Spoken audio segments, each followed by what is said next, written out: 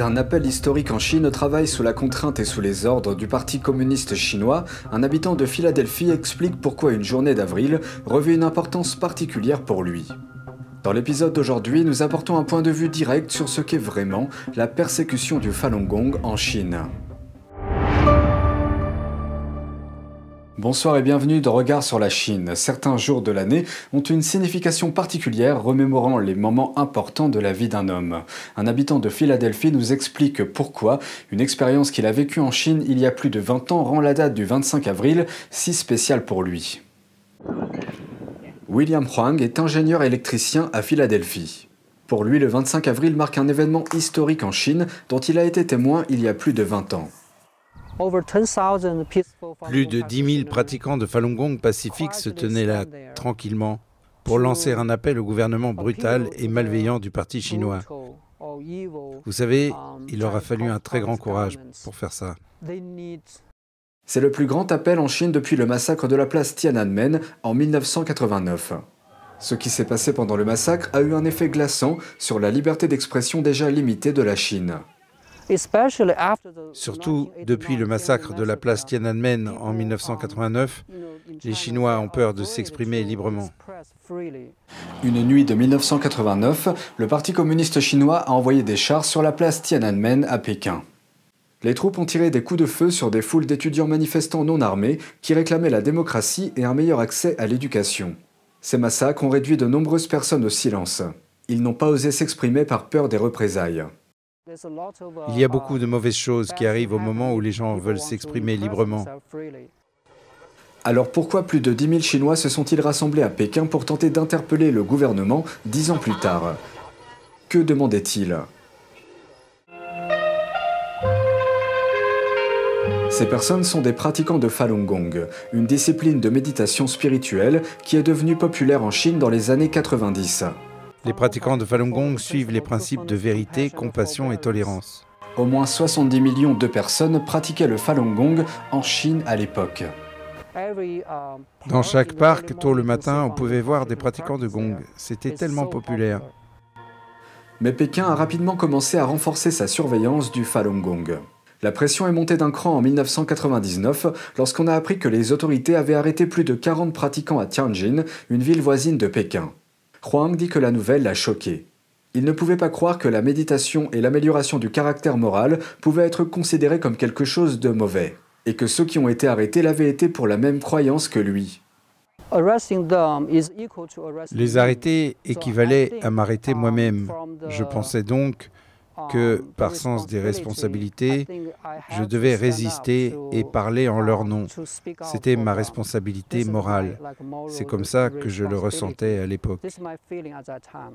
À l'époque, Huang était étudiant à l'université Tsinghua, une grande école considérée comme la version chinoise de Harvard.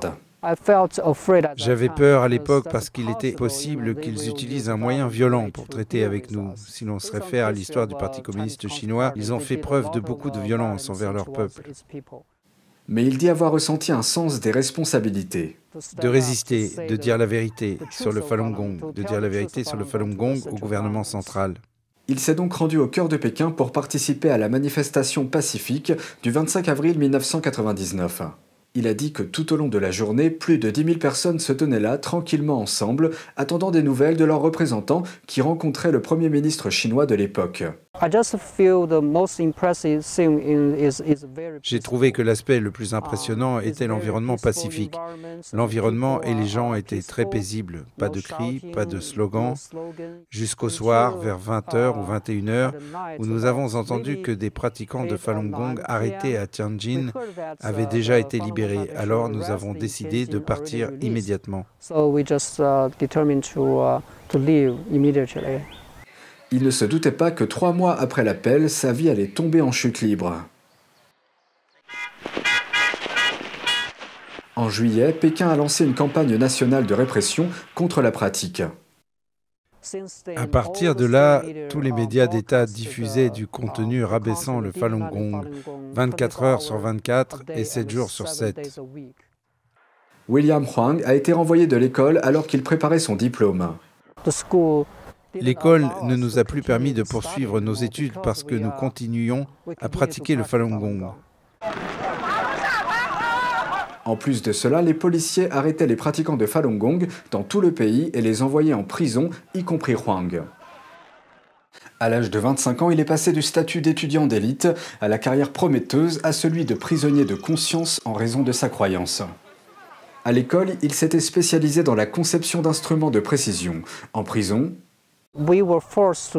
nous étions forcés de faire des travaux forcés tous les jours, au moins 16 heures par jour. Nous étions forcés de fabriquer des jouets, comme les jouets Spider-Man. Le travail forcé consistait également à fabriquer des décorations lumineuses pour des arbres de Noël et à décortiquer des pistaches. Le garde nous a dit que les noix étaient importées des États-Unis. Ensuite, nous étions forcés d'ouvrir les noix, d'ouvrir la coquille des noix. Ensuite, les noix étaient exportées aux États-Unis. Il a dit que l'environnement pour le traitement des aliments n'était pas souhaitable.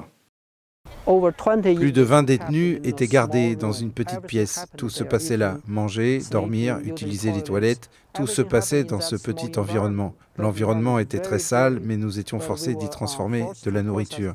C'est inimaginable. Et au-delà du travail forcé, j'ai subi beaucoup de tortures et d'abus. Ils m'ont forcé à m'agenouiller devant des centaines d'autres détenus et j'étais menotté dans le dos. Ils ont utilisé plus de 10 matraques électriques à haute tension pour me choquer en même temps. Ils voulaient me forcer à décrier ma croyance dans le Falun Gong. Pendant un mois entier. Ils ne m'ont pas permis de dormir du tout. C'était une expérience vraiment horrible. Ils ont désigné plus de 11 autres détenus pour me surveiller de près chaque jour, comme à chaque instant, je dirais. Les détenus tenaient également un carnet à la main pendant qu'ils le surveillaient. Ils notaient chaque mouvement que je faisais. Ils se souvenaient de chaque mot que je disais pendant cette période. Et toutes ces notes étaient rapportées aux gardiens de la prison. À cette époque, même si je pouvais m'endormir lorsque je me tenais là, j'étais immédiatement réveillé par d'autres détenus qui commençaient à me regarder. Ça a été vraiment horrible. Je me suis presque effondré mentalement. Mais il dit que malgré le fait d'être au bord de l'effondrement physique, je crois toujours au Falun Gong. Je ressens toujours cette forte croyance en moi. C'est cette croyance qui m'a aidé à traverser cette épreuve. Après avoir passé 5 ans dans une prison chinoise, le moment le plus dur pour lui est survenu en 2008, pendant les vacances du Nouvel An lunaire.